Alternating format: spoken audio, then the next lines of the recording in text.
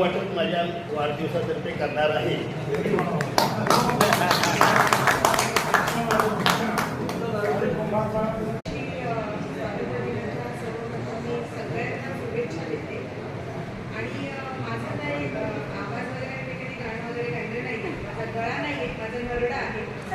सामाजिक कार्यकर्ते असून बरेच सामाजिक काम केलेले आहेत.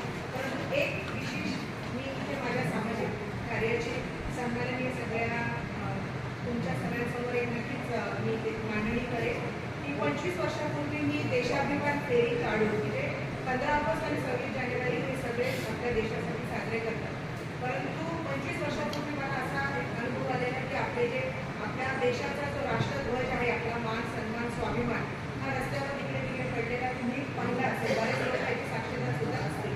परंतु 25 वर्षापूर्वी मी देशाभिमान फेरी काढून हे असे रस्त्यावर पडलेले आपला स्वाभिमान आपला राष्ट्रध्वज जमा करून मी स्थानिक पोलीस स्टेशनमध्ये ते जमा केलेले होते. 25 वर्षापासून मी फेरी काढते. परंतु मागच्या काही वर्षापासून जेव्हा मी ही फेरी काढते त्यावेळेला मला आनंद होतो की आता अशा प्रकारचे राष्ट्रध्वज आपल्याला कुठेही पडलेले सापडत नाही. फार एखाद क्वचित एखाद वगैरे सापडतो. परंतु हे काम करत असताना जेव्हा मी कामाची सुरुवात केली होती माझ्या काही महिलांना सोबत घेऊन, त्यावेळेला मला रस्त्यावर प्रत्येकजण बसायचे की ही कचरा गोळा करते. परंतु तो कचरा नाही, तो माझ्या देशाचा स्वाभिमान होता, माझा आत्मा, माझा सन्मान. माझं आधी सांगते माझं वर्ग आहे लढा नाही तरी सुद्धा म्हणेल की छोडो कल की बातें, कल की बात पुरानी, नए दौर पे लिखेंगे मिलकर नई कहानी. हम हिंदुस्तानी, हम हिंदुस्तानी, हम हिंदुस्तानी, हम हिंदुस्तानी.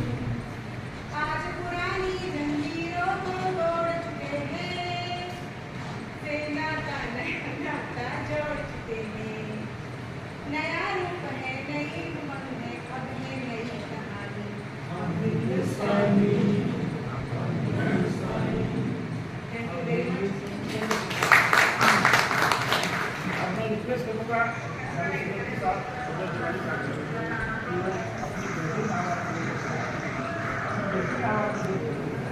घेतलं हे बघा कट करू का?